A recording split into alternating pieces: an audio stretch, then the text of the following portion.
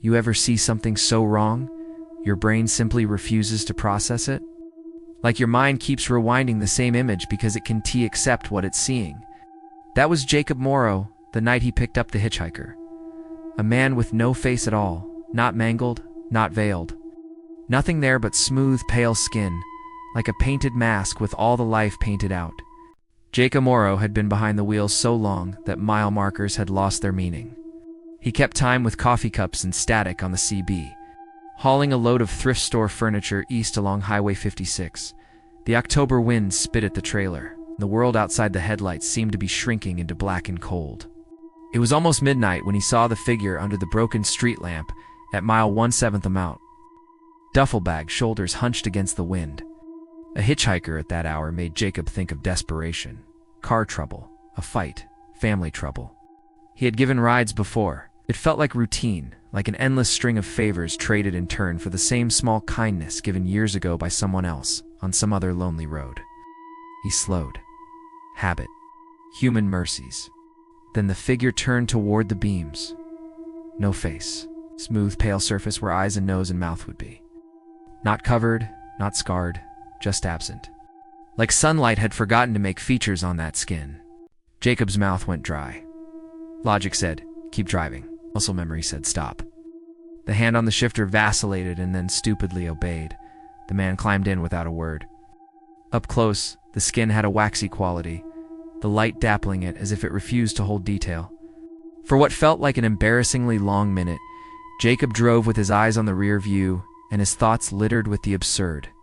Maybe he's crazy, maybe he's the victim of a prank, maybe your brain is tired.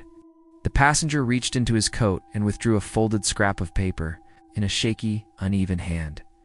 Thank you for the ride. Jacob forced a laugh that caught in his throat. He gave directions like a man set to auto, Wichita, then the interstate. The miles rolled by in wet, indifferent silence. When Jacob reached for his coffee at the rest stop 5 miles down the road, the seat was empty. The paper lay where a hand had been. No footsteps outside, no sound of a door. The truck's cab smelled faintly of damp earth. Jacob sat with his palm flat on the vinyl, feeling the thrum of the diesel under him, and wondered if the world had become a story someone else told to see whether he'd flinch. Nights later, the man was there again, miles west of Tulsa, beneath another faulty lamp. The world had started whispering. Drivers at a diner had traded the same notes. Almost there. Getting closer, and names that became an A-curl. Martin rigs abandoned with the lights on, chairs still upturned on tables. Jacob told himself he wouldn't stop. He told himself he would drive on until the dawn.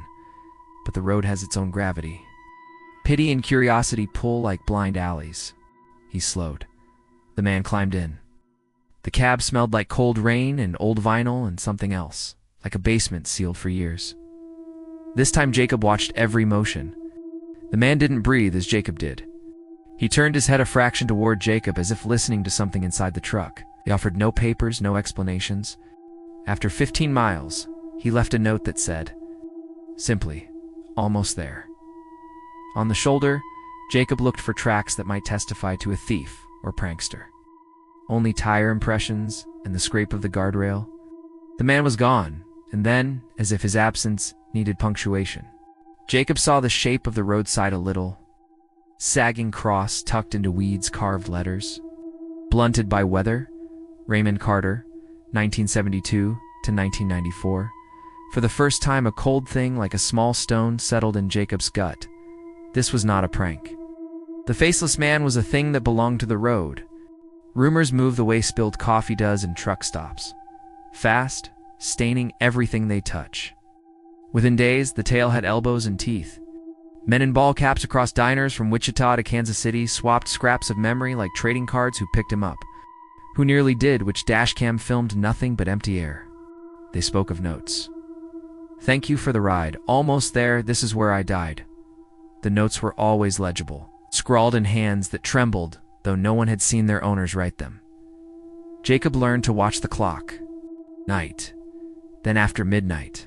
He learned the feeling of a stranger's presence before it announced itself. He learned to swallow the rational dismissals and listen for the quick, absurd knock of dread at the back of the skull. A man named Earl had never returned from his run.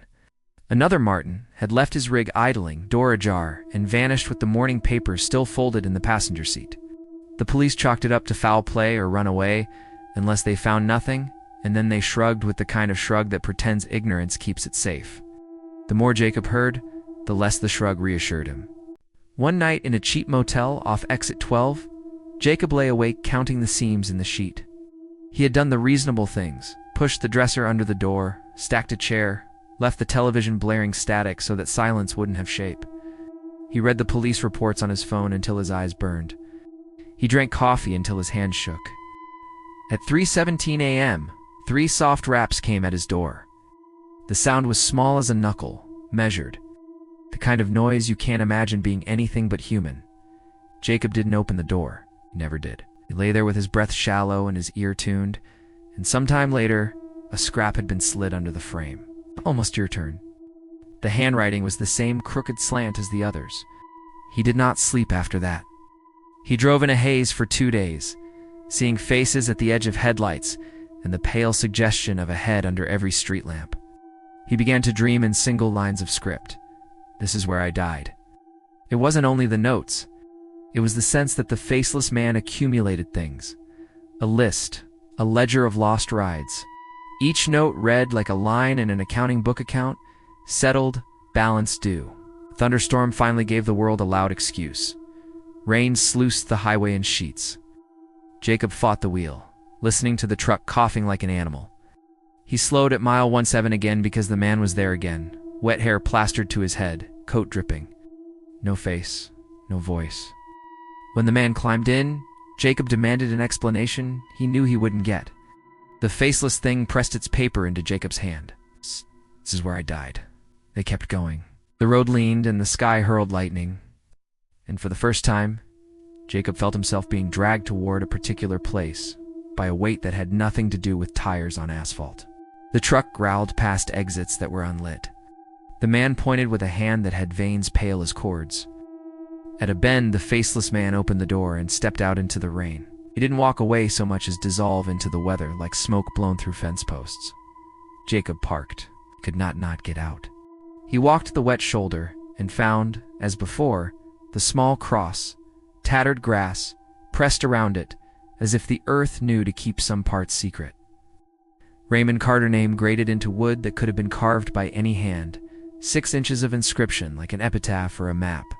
He stood in the rain looking at letters rubbed raw and realized something sicker than the cold. The notes had cadence, pattern. Thank you, almost there. Getting closer, finally home. They moved in a trajectory that aimed for a point. Someone, somewhere, had a destination. The more Jacob learned, the more he found of a story under the story. In Diners, men remembered a boy, Raymond Carter, who hitched in the summer of 1994 and disappeared. The town had murmurs of truckers' hardmen who spoke fewer words than they kept in their pockets, who had once been blamed and then forgiven by silence. A drunk on the stool at Tom S. Diner said the killers had been a gang of young men with a grudge against transients. Another older woman said she'd been told the boy was kidnapped and killed by men who thought the roads belonged to them. No convictions, no finality, only the cross and the slow turning of seasons. Maybe the faceless man was Raymond. Maybe he was what remained when a body was removed of name and face so utterly that the place it should have been became a raw hunger. Maybe the facelessness carried a message in its absence, that some violence demanded witnesses that had taught the road its own form of justice. Jacob caught himself when he started to talk to strangers about it because words give the thing too much shape. It was better, he thought, to watch. It was better to know the rhythm of the highway, and try not to be the one whose name was written last on a scrap. Rigs were left in clusters at the margins, like animal carcasses. Men who dehoned every reflex and years of living by the clock were gone by dawn. No footprints, no scuffle, just an appended cup and a note with the same stoic finality. Finally home, the cops were practical and tired. They filled forms and put out appeals and went back to the next missing person. Many drivers began driving different routes, trading secrets and avoidance like treasure maps. Jacob found himself speaking in half sentences at every truck stop, telling the story. Showing the note he kept folded in his wallet, almost there like a confession or a warning. People watched him then with the look reserved for men who had seen the same thing. Equal parts pity and the thin relief of a shared superstition. They offered him coffee and old wives' names of saints that could be invoked, talismans pinned to the visor, prayers muttered under breath.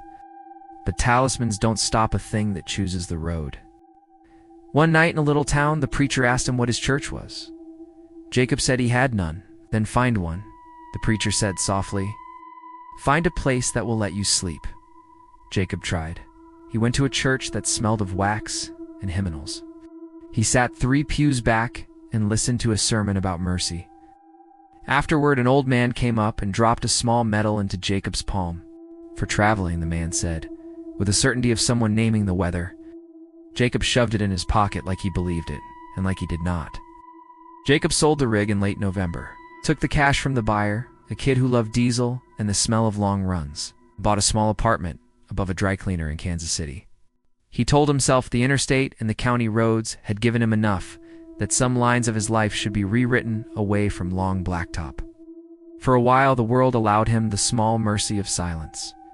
He slept in a bed with a proper headboard, cooked beans on a stove that didn't rattle, watched morning news that did not read like prayer. He told himself he would put the notes away, told himself he would stop being the road's wallet. And then one night, 3 slow taps at his apartment door. Jacob doesn't open it. He won't. He knows how the pattern ends. He knows the cadence. Thank you. Almost there. This is where I died. Finally home. He pictures a pale hand slipping a folded scrap under the crack. He imagines the face there in the hallway, as blank as a stopped clock.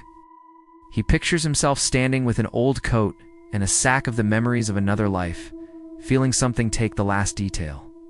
Sometimes, in the bright hours when the city hums and the world seems to have ordinary doors and ordinary bad days, he tells himself he's over it. He tells himself the taps were the building settling, the mailman with an odd rhythm. Tells himself the notes were coincidences, the cross merely weathered wood. At night, though, the thought comes like cold rain, that some wrongs are hungry and that roads keep accounts. That when someone carved the name on a splintered cross and the county shrugged and time passed, the ledger did not close. It simply began to collect in the dark. When the knock comes, 3 slow taps, patient as a metronome. Jacob counts the beats and leaves the chain on the door.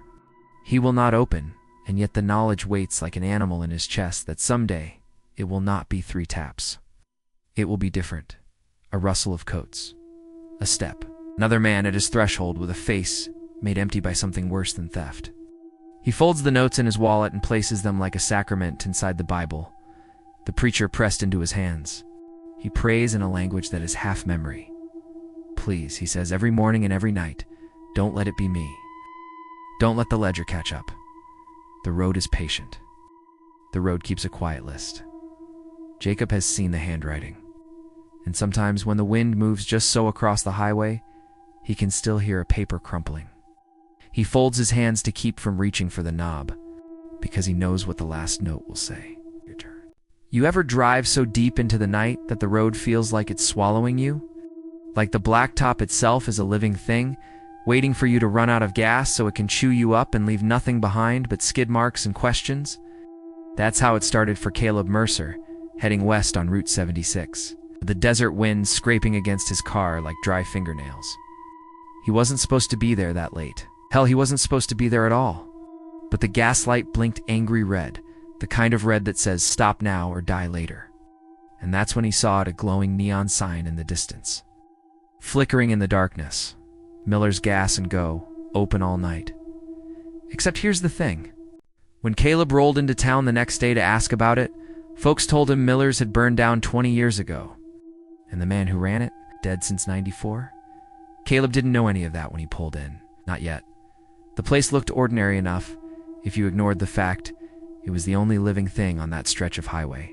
2 pumps, a dusty little store, and a single bulb burning above the door like a tired eye refusing to close. Inside, a man leaned on the counter, mid-50s, blue uniform shirt with a name tag that read, Earl, skin pale like he hadn't seen the sun in a long, long time. He smiled when Caleb walked in, slow, tired smile. The kind of smile that didn't quite reach his eyes. "Evenin'," Earl said, voice dry as the desert air. "You look like you could use a fill-up." Caleb nodded, fumbling for his wallet. "Yeah, almost didn't make it." Earl's eyes twitched toward the pumps outside, then back to Caleb. Not many folks come through after dark. There was something in the way he said it. Not a warning, not exactly. More like a simple fact. Caleb paid, filled up, and got back in the car. That's when he saw it. In the rearview mirror, Earl was still standing at the counter, watching him leave, okay? And he didn't move an inch. Not when Caleb started the engine, not when the car pulled away, not even when the desert swallowed the gas station's lights in the distance. Just standing there, like a man carved from bone-white stone. That was the first night. The second night was worse, because on his way back, the gas station was there again. Same spot, same glowing sign, same man behind the counter. And this time, Earl was smiling wider. Much, much wider. Caleb couldn't stop thinking about that gas station. He drove all day, visited the town he needed to, sold the junk car parts he'd been hauling. And yet by the time night fell, his mind kept drifting back to Miller's Gas and Go. It wasn't the place itself, though. It was the man, the clerk Earl. Something about the way he stood there behind the counter. Like he had nowhere else to be. Like the world could turn upside down and he'd still be there watching with those pale, patient eyes. It stuck with Caleb in a way that didn't make sense. But people see strange things at night all the time, right? It had to be fatigued. The desert messes with your head. Still as the sun sank and the shadows stretched like claws across the highway. His chest got tight when he saw the neon glow up ahead. Same place, same sign flickering. Miller's Gas and Go, open all night. The place hadn't changed a bit. Caleb slowed the car, his headlights sweeping across the empty pumps. The same single bulb above the door buzzed like a trapped wasp. And there he was. Earl, standing behind the counter again, looking straight through the window like he'd been waiting all evening. Caleb told himself he was imagining things. He pulled in. The same bell above the door gave a hollow jingle when he stepped inside. Earl smiled that slow smile again. "I'll back so soon," Earl said. His voice dragged like a shovel through dirt. "Yeah, guess I need a top-up." Earl nodded like he already knew. But as Caleb pulled out his wallet, his eyes snagged on something behind the counter. A photo, black and white. It showed Earl standing in front of the same gas station. Except there was an old car in the picture, the kind from the 70s. And written in fading marker at the bottom, Miller's Gas and Go, minus 1,987. Caleb looked at Earl again. Same face, same pale eyes, same man. But that would make him look exactly the same as he did nearly 40 years ago. "You been here long?" Caleb asked, trying to sound casual. Earl's smile didn't budge. "Long enough," he said softly. The bell jingled again as Caleb left. And this time, when he drove off, Earl stepped out from behind the counter, just far enough for the headlights to hit his face. And Caleb swore Earl's eyes looked milky white, a dead white.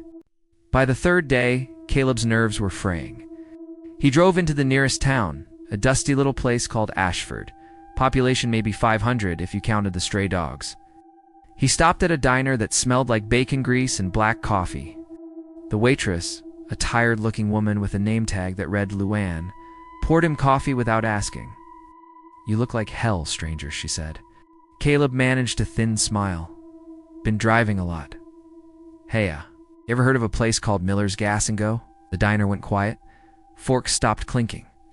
A man in a trucker cap at the counter slowly turned his head. Luann's eyes narrowed. "Why you asking about that place?" Caleb shrugged. "Just stopped there for gas a couple nights. Guy named Earl runs it." The man in the trucker cap snorted. "That's impossible." Caleb frowned. "Why?" Luann set the coffee pot down. Her voice dropped low. "Miller's burned down in '94. Took Earl with it, folks say. He was still inside when the fire hit the pumps. Big explosion, nothing left but bone." Caleb stared. "No, I saw him. He's there right now." The trucker shook his head slowly. "Son, Earl Miller's been dead near 30 years. And that's when Caleb noticed something. On the diner wall, next to the register, hung a framed newspaper clipping. He stood and walked closer. "Gas Station Inferno Kills Local Clerk," the headline read. Below it, a grainy photo of Earl Miller. Same pale face, same tired smile. Caleb didn't finish his coffee. He didn't eat the pie Luann offered on the house. He just got in his car, hands shaking on the wheel, and told himself he wasn't going back there. It's not ever. But the road had other plans. Caleb drove out of Ashford like the devil himself was on his tail. He told himself he wouldn't stop. He told himself he'd push straight through the desert until he hit the state line. Until he saw real lights, street lamps, diners, maybe even a cheap motel where people actually existed. But when the storm hit, it hit fast. One minute the sky was a bowl of stars. The next, thunder cracked so loud it rattled his windshield. Lightning tore across the black like claws ripping fabric. Rain hammered the car, thick and fast, turning the road into a mirror. Caleb squinted through the wipers. The gas light blinked again, insistent. Of course it did. He cursed under his breath. There was nothing out here. No motels, no diners, no towns. Except, through the sheets of rain, a flicker of neon light burned in the dark. Miller's Gas and Go. Open all night, same place, same glow. Same too bright promise, in the middle of nowhere. Caleb's stomach nodded. Every muscle screamed, don't stop, don't go near it. But his gas gauge was dropping, and the storm wasn't letting up, so he turned in. The bell over the door gave that same hollow jingle when he stepped inside. And there he was, Earl, standing behind the counter. Same uniform. Same smile that didn't reach his dead white eyes. You again, Earl said, voice calm as ever. Caleb swallowed hard. You here every night? Earl tilted his head slowly like a dog listening to a sound too far away. I ain't got nowhere else to be. Caleb wanted to leave. His body screamed for him to leave. But the storm howled outside like the whole desert was alive and angry, and something about Earl's stillness felt worse than the wind. He paid for gas without looking up. That's when he noticed the walls. They were covered in old photographs. Dozens of them. And in every single one, Earl stood behind the counter.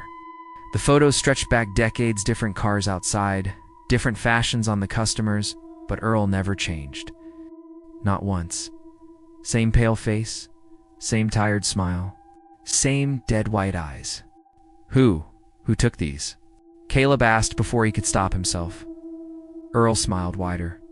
Just like keeping memories, he said softly.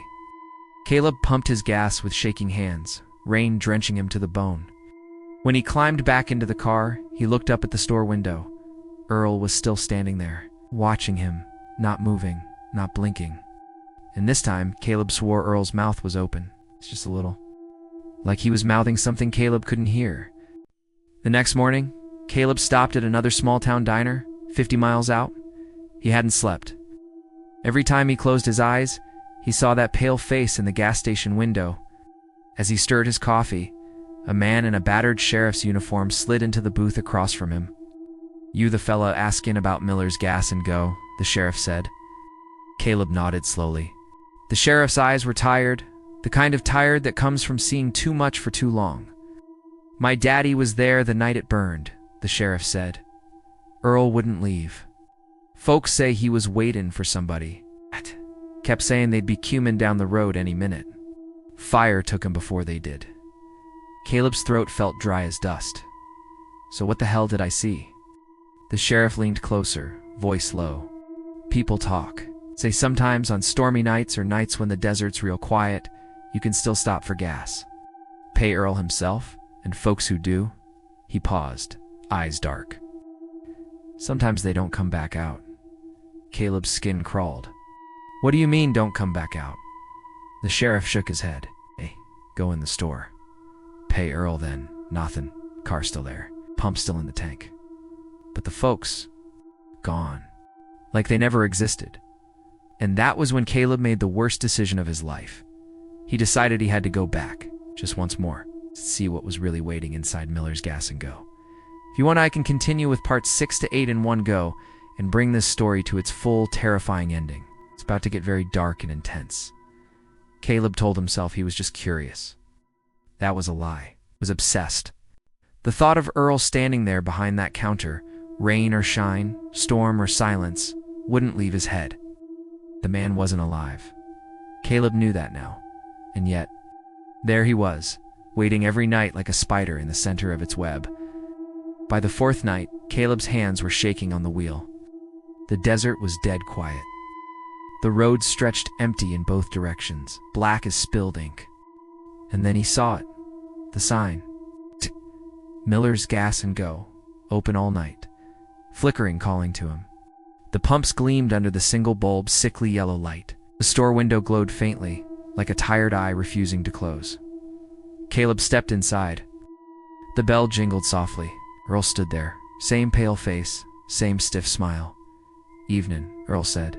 His voice was too calm, too flat, like someone speaking through a wall of water. Caleb's throat tightened. I need to know what you are." Earl tilted his head. The smile stretched, slow and wide, almost too wide for his face. "I'm the clerk," Earl said. "That's not what I mean," Caleb snapped, his voice cracking. "You burned in that fire. You're supposed to be dead." Earl's eyes gleamed faintly under the buzzing light. "Everybody's got a job to do," he murmured. "Mine's to keep the lights on, to wait for folks who come down the road." Caleb shivered. "Wait for what?" Earl's grin widened even more, skin pulling tight over his cheekbones. "You." For a heartbeat, neither of them moved. Then Earl lifted one pale hand and pointed behind Caleb. Caleb turned slowly. The walls were covered in photographs again. But this time, the newest photo showed him, Caleb Mercer, standing at the counter, wallet in hand. The date scrawled below read tonight. Caleb bolted, hit the door so hard the bell snapped off and clattered to the floor. Outside, the pumps gleamed wetly under the light. The desert wind rose like 1,000 whispering voices. He gunned the engine, tires spitting gravel, and didn't look back until the gas station was a shrinking glow in the distance. But he swore, as the road swallowed the lights, he heard Earl laughing. A dry, empty sound that followed him into the night. Caleb didn't sleep, didn't eat. By morning, he was 50 miles out, slumped over the wheel in a gas station parking lot, the real kind. With flickering soda machines and a bored kid behind the counter scrolling on his phone. Caleb stumbled inside. "You ever hear of Miller's Gas and Go?" The kid frowned. "That place don't exist, man. Closest gas station besides us is 40 miles east." Caleb's mouth went dry. No, I was there. 3 nights. 4, there was a man." The kid shook his head. "Mr. People talk about Miller's like it's some ghost story. Cops say folks used to disappear out there. Whole families. But the station burned down forever ago." Caleb's stomach turned to ice. He drove back that night. He couldn't stop himself. The highway stretched dark and empty under the moon. The desert wind whispered across the asphalt, and there it was. The sign, Miller's Gas and Go, open all night, flickering, waiting.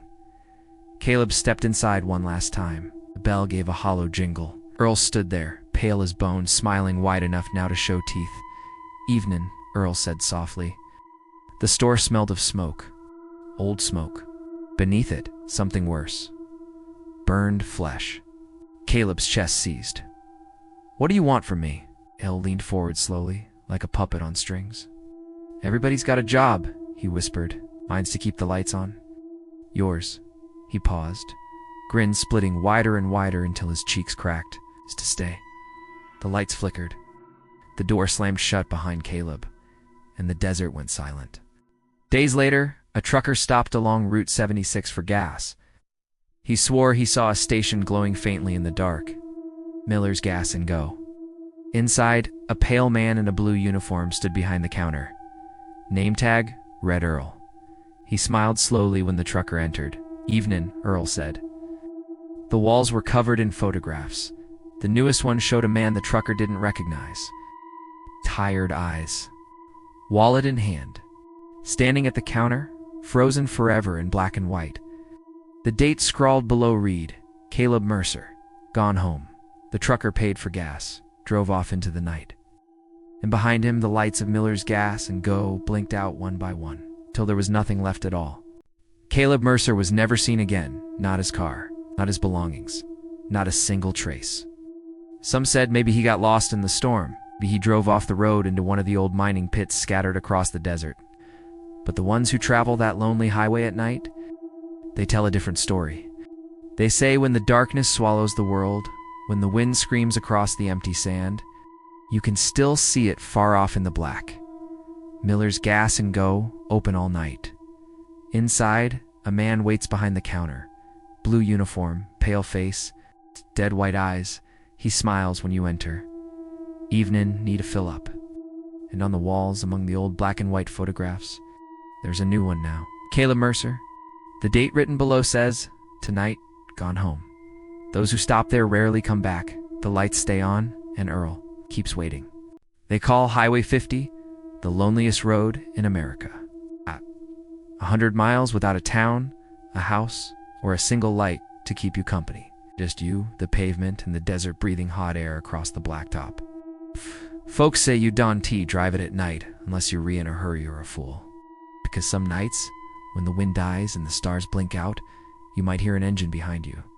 A black car. No lights, no driver. Just a low, hungry roar that grows louder and louder until it swallows you whole. Ray Jensen was the kind of man who didn't believe in anything he couldn't hold in his hands. Ghosts, nonsense, UFOs, a joke. Curses, hexes, desert legends, told by sunburnt drunks in bars. He was 33, a construction foreman by trade, headed east toward Ely for a job managing the expansion of a mining site. It wasn't glamorous, but it paid better than Reno, and better was all he needed. It was near dusk when his pickup rolled into Fallon. He was running low on gas, and just when he thought about skipping the fill-up, he saw the sign. Last chance gas, next fuel 120 miles. Ray frowned. 120 miles in the dark with half a tank? Not a chance. He pulled in. The place looked abandoned except for a single buzzing light over the door. The gas pumps were the old kind, the kind with numbers on a wheel that spun while you filled up. Dust clung to everything, the windows, the sign, even the door handle. Inside, the air smelled like old cigarettes and motor oil. Behind the counter sat a man who looked like he'd been there since the Eisenhower administration. His hair was yellow, white, and thin, combed carefully over a head like a misshapen egg. His face had that leathered look desert people got, like the sun had cooked all the softness out of him. Ray paid for gas and a bottle of Coke. The man rang it up without much interest. But when Ray said he was headed toward Highway 50, the man stopped moving. "You driven that road tonight?" the man asked. His voice was strange. Not mean, not friendly, just tight. Ray shrugged. "That's the plan." The man lit a cigarette with fingers that shook. He took a long drag before speaking again. "Wouldn't?" he said finally. Ray smiled, the way you do when someone gives you advice you didn't ask for. "Yeah, why's that?" The man didn't smile back.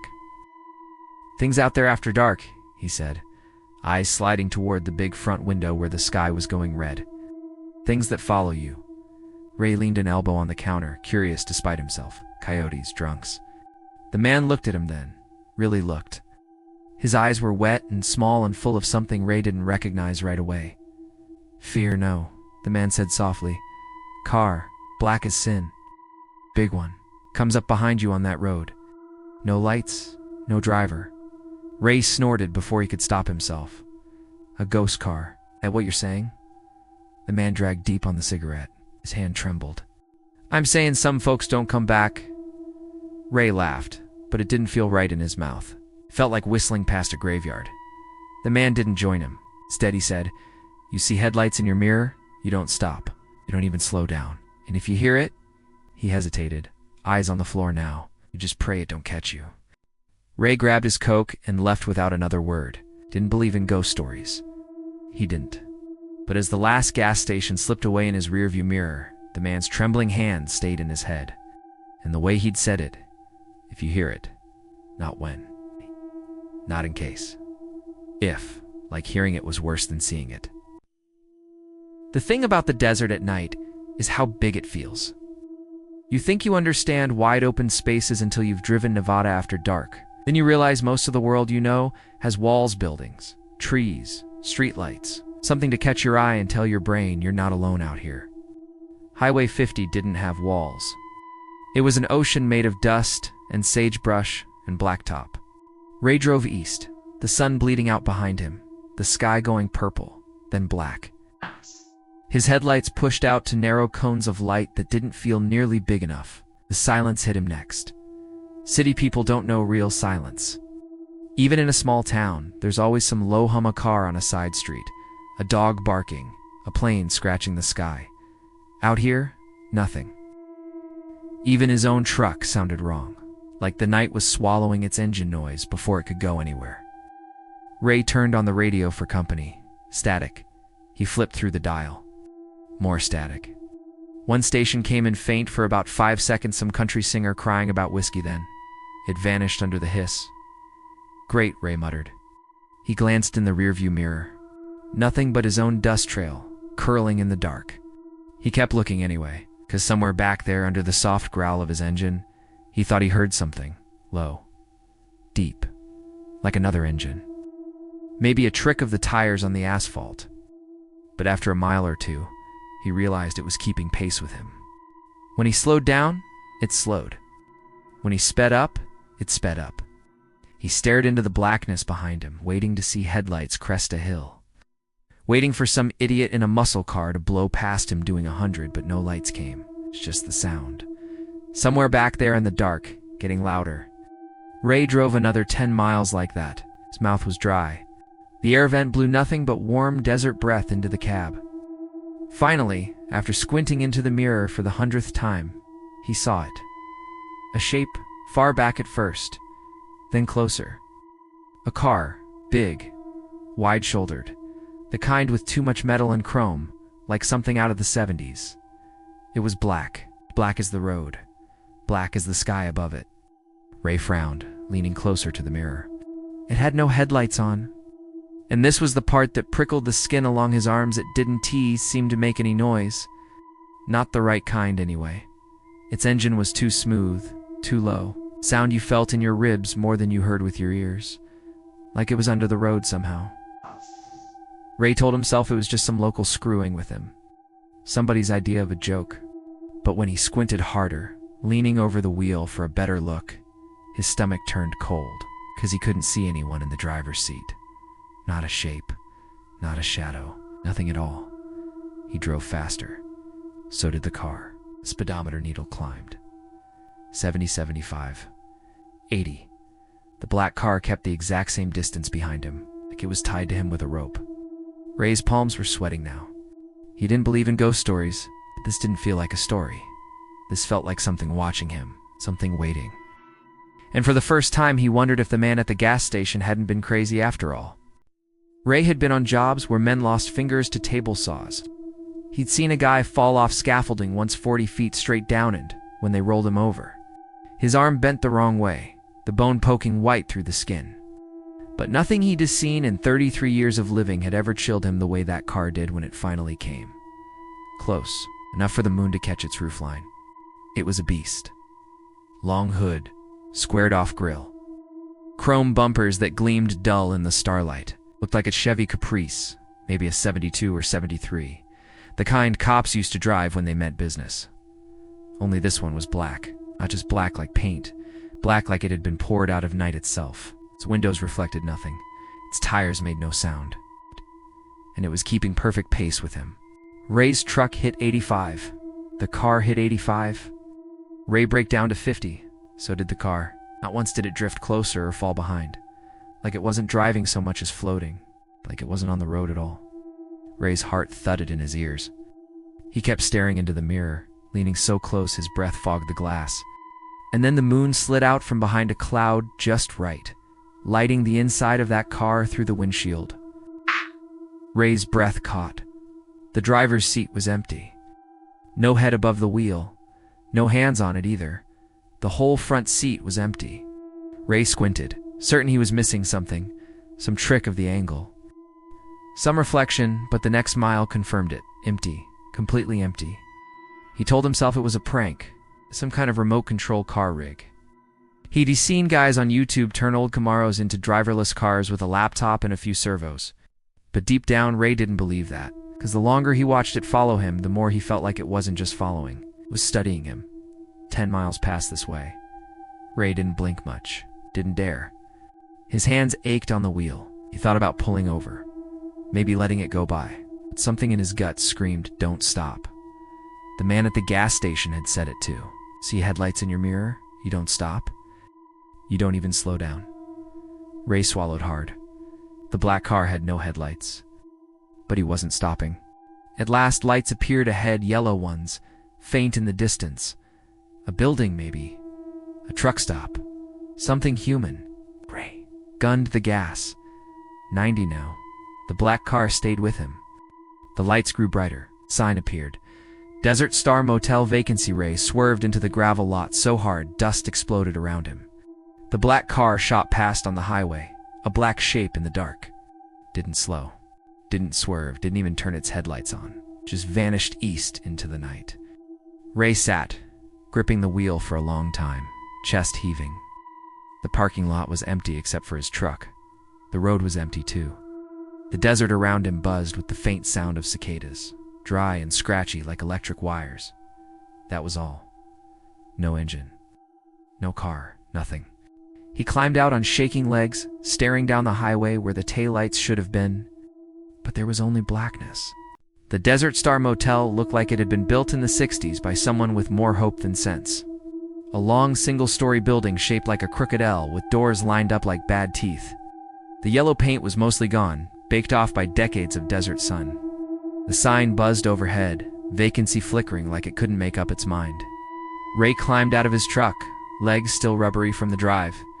He glanced back at the highway one last time. Nothing there. No lights, no movement. Just the black ribbon of road cutting through the black desert. The motel office smelled like old carpet and Lysol.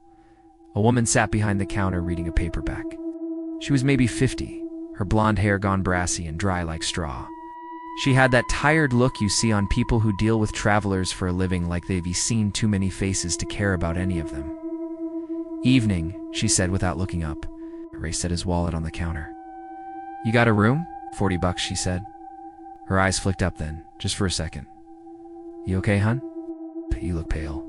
Ray thought about telling her, about the car, the empty road, the way it stayed just behind him like it was on a leash.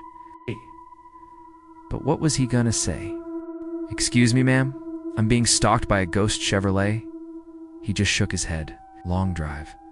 She slid a key across the counter. Old-fashioned brass tag on it with the number 6 stamped deep into the metal. "Machines outside," she said, jerking her chin toward a pair of soda and snack machines humming by the wall. "No restaurant. Nearest diner's back 20 miles. Ray thanked her, took the key, and stepped back into the desert air. The room was small. A bedspread with a cigarette burn near the edge. A bathroom with pink tile that had probably been there since the Eisenhower years. The TV looked like it got maybe 3 channels on a good night. Ray didn't care. He locked the door, pulled the curtains tight, and dropped on the bed. He was tired. Not just from the drive, from the feeling. That thing on the road. It's the way it kept perfect pace with him. The way the driver's seat was empty. It wasn't right. Ray dozed off with the TV murmuring in the background. Some old black and white movie with men in fedoras pointing guns at each other. He dreamed he was back on the highway. Only this time, the car was right on his bumper, close enough to touch. He couldn't see a driver, couldn't see anything inside at all, just black windows. And as he looked, the door on the driver's side began to open. Slowly. Silently, something started to climb out, something that wasn't shaped right. Ray woke with a jolt. The TV was nothing but static now. The movie was gone. The sound hissed through the dark room, dry and sharp like frying bacon. And under the static, very faint, he thought he heard voices. He sat up slowly. The screen flickered white and gray, crawling with snow. Ray, he froze. It was faint. Fainter than wind under a door. But he swore he heard it. "Ray, come outside." His stomach turned over. It was coming from the TV. He crossed the room, heart thudding, and snapped the set off. The room went silent. Dead silent. No wind, no insects, no sound at all. Like the whole desert was holding its breath. Then he heard it again. It's not from the TV this time. It's from outside. Somewhere out in the parking lot. Low patient engine, idling, waiting. Ray stood at the window, one finger hooked in the curtain edge, scared to look but too scared not to. The lot was empty, just his truck sitting under the buzzing motel light. But the sound was there, low, deep, like something breathing through metal lungs. Ow. Ray let the curtain fall. He sat on the edge of the bed, head in his hands, and told himself he was tired. That was all. Just tired. Tomorrow he'd get up, drive to Ely, start his job, and forget this whole night. That was the plan. Except the sound didn't stop. It's not all night. Ray didn't sleep much. Every time he closed his eyes, the dream came back. That black car behind him. The door opening. Something climbing out slow, like it had all the time in the world. When he snapped awake, his heart pounding, the sound was still there. The engine, low, deep, somewhere outside. Sometimes. It faded until he almost believed it was gone. Then it came back, soft but steady, like waves on a beach made of asphalt and dust. Around 2 a.m., Ray turned the TV on again. Only one channel came in, not the movie from before. Some late-night preacher now, sweating under stage lights, shouting about hellfire while a choir sang behind him. Ray turned the volume low, just enough for noise. Anything to break that desert silence. But halfway through some rant about the devil's work, preacher's voice wavered, glitched, like a tape warping in a player. And then, sliding right under it, came another voice. Soft, almost gentle. Ray? Ray sat bolt upright. The choir was still singing. The preacher was still sweating. But under them, faint and calm, came words that had nothing to do with scripture. Ray. Open the door. Ray turned the volume down to almost nothing. The voice stayed. Come outside, Ray. It's waiting. Snapped the TV off. The room went black, but he could still hear it. Not the preacher, not the choir. The whisper. It's waiting. Ray stood there in the dark, staring at the TV's dead screen, his own breath loud in his ears. The voice was so faint he almost thought he imagined it. But the words were clear. And they were coming from somewhere else now. The window maybe. The door. The walls. Like the whole motel had started breathing in that same whispery voice. He went to the window finally, because what else was he going to do? The parking lot looked the same. Buzzing motel sign. Struck nobody out there. But the sound was closer. He unlocked the door without meaning to. His hand just moved, like part of him wanted to see, wanted to know. The desert air came in dry and cool. The lot was empty, but the sound rolled through it, low, steady, patient. An engine idling somewhere just out of sight. Ray stood in the doorway, heart hammering, waiting for headlights. None came. Waiting for a car to pull in. Nothing did. Just the steady sound, like something big and black was crouched out there in the dark, where the motel lights didn't reach. Waiting. He shut the door finally, locked it, put the chain on too. But the sound stayed all night. Morning came pale and thin, the kind of dawn that makes you feel like the sun's not so sure about showing up. The motel parking lot looked normal in the daylight. Ray packed his bag, checked out, and didn't tell the woman at the counter a damn thing. Because what was he supposed to say? That the night had whispered to him. The engine was still in his head even now, droning low and steady under the motel's buzzing lights. He didn't look back when he pulled out, but the sound stayed with him. Somewhere behind him, waiting. By the time Ray hit Ely, the sun was up, the highway stretching out pale and endless behind him like it had never held any nightmares at all. Almost made him feel stupid. Almost, but not quite. The feeling from the night before, that low engine hum that never stopped, still crawled under his skin. Like a mosquito whining too close to his ear. Stopped at a gas station just outside town. Old place. One pump. Hand-painted sign over the door. Marty's quick stop. He filled the tank, trying to look normal, trying to feel normal. Inside, behind the counter, the guy selling coffee and lottery tickets looked like he'd have been there since before gas had numbers past $1. Long drive, the man said, handing Ray his change. Yeah, Ray muttered. The man nodded toward the road. Came through the loneliest highway, didn't ya? Ray nodded. See anything strange? The man asked. His tone was casual, too casual, like someone asking if you hit any deer along the way. Ray hesitated. Why, you ask? The man shrugged.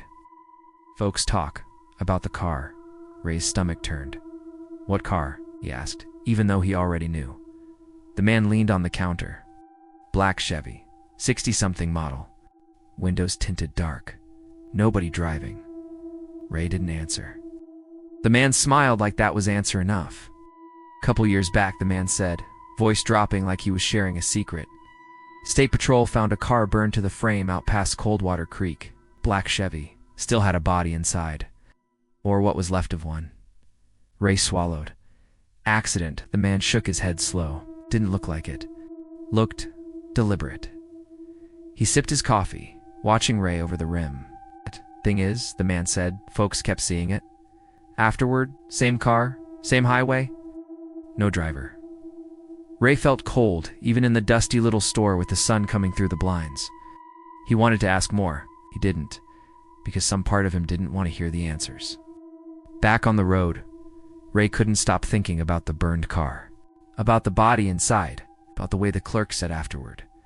Like the story didn't end with the fire. Highway 50 stretched out ahead, long and lonely. Ray drove with both hands tight on the wheel, eyes flicking to the rear view every few seconds. For a long time, there was nothing back there but heat and sky. Then, somewhere past the turnoff for Coldwater Creek, he saw it, dark shape on the shoulder.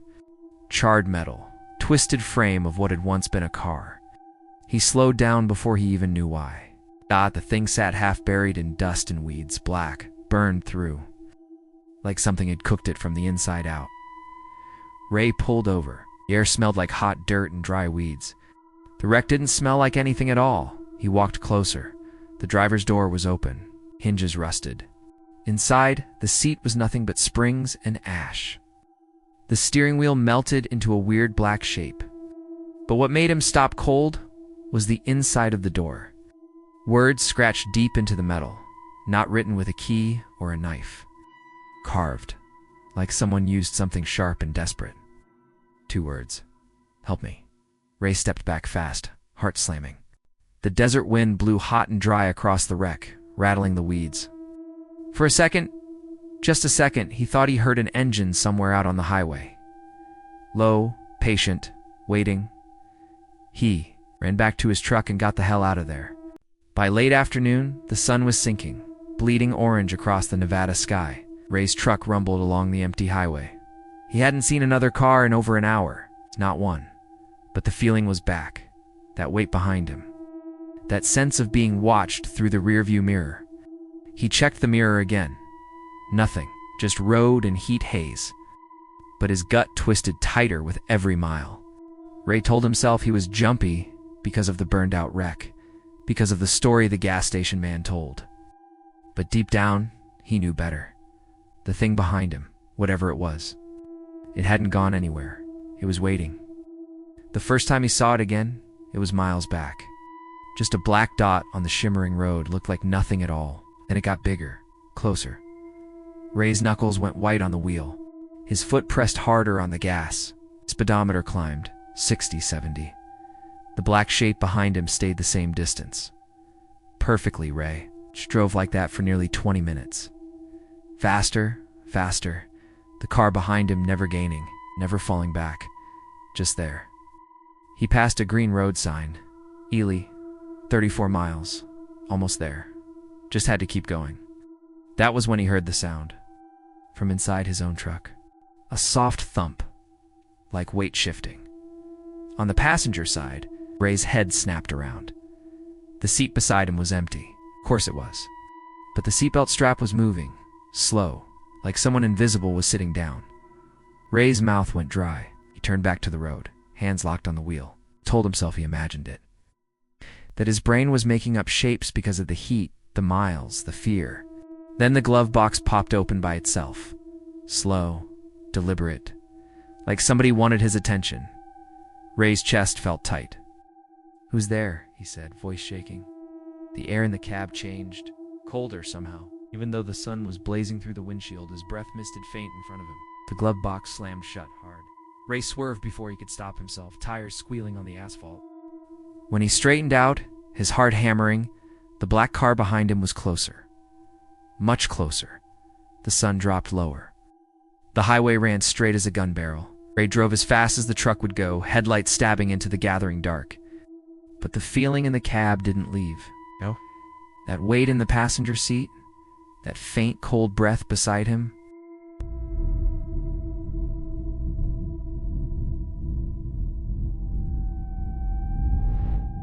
Night fell.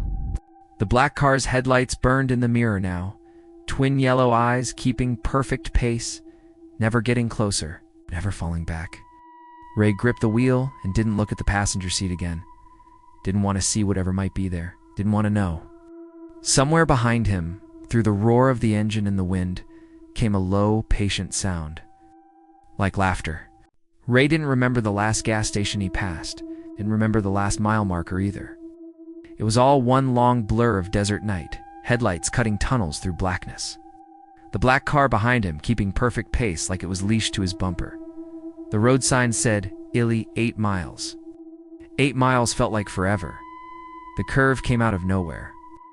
Big yellow sign, Dead Man's Curve, 45 mph. The road swung left sharp around a jagged cliff wall. No guardrail, nothing between the asphalt and a 40-foot drop into rocks below. Ray slowed. The black car didn't. Its headlights surged closer in the mirror. Closer, blinding now. Ray took the curve hard, tires squealing. His truck shuddered, but held the road. Behind him, the black car came fast, too fast, like it wasn't planning to turn at all. At the last second, it swerved. Hugged the curve perfect, like it wasn't bound by the same rules of rubber and asphalt as everything else. Ray's heart slammed. We hit the gas when the road straightened out, but the truck coughed, shuddered. Lost power. No, Ray whispered. The engine sputtered again, died. The headlights cut out. The whole world went black. The truck rolled to a stop on the shoulder. Ray sat there in the dark, breathing fast, watching the mirror. The black car came slow now, idling, patient. Its headlights swept across the cab as it pulled up behind him. Ray reached for the door handle, meaning to run, to get out, to do something. But the handle wouldn't move. It was like someone was holding it shut from the outside. The air in the cab turned ice cold. Frost bloomed along the inside of the windshield like white veins. The black car's engine idled steady. Then its headlights cut out too. The night went thick and blind. Ray couldn't see a thing, just heard the door on the black car open. Metal creaking, slow. Something stepped out, feet on gravel, soft, deliberate. Coming closer, Ray yanked the handle again. Didn't move. The cold breath filled the cab, reeking of smoke and burned metal. Through the dark came a voice. Low, close. Move over. Ray froze. The seat beside him shifted. Springs groaning under weight that wasn't there. The door locks all snapped down by themselves, one by one. Sharp little clicks in the dark. The key turned in the ignition, not Ray's hand, not Ray's doing. The truck's engine roared back to life. The headlights blazed on. Ray sat there, shaking, while the steering wheel turned by itself, slow, steady, pointing the truck back onto the road. The gas pedal slammed to the floor. The last thing Ray saw in the mirror before the curve came up again was the black car, laughing. Close. Laughing engine loud in the dark. The truck hit the curve too fast, too hard. This time it didn't make it. Metal screamed. Glass shattered. The world turned upside down. When it stopped moving, the desert went silent again. By morning, the highway looked empty. Just another wreck on Dead Man's Curve. State Patrol rode it up like they always did. Speed too high. Driver lost control. One trooper stood looking at the skid marks on the asphalt, scratching his head. Funny thing, he said. Witness swears there were 2 sets of headlights. Truck and a black Chevy. His partner looked up. Where's the Chevy then? The trooper shrugged. Gone, I guess. That night, another driver on Highway 50 saw a pair of headlights in his rear view. Close, keeping perfect pace. He said there wasn't anyone behind the wheel.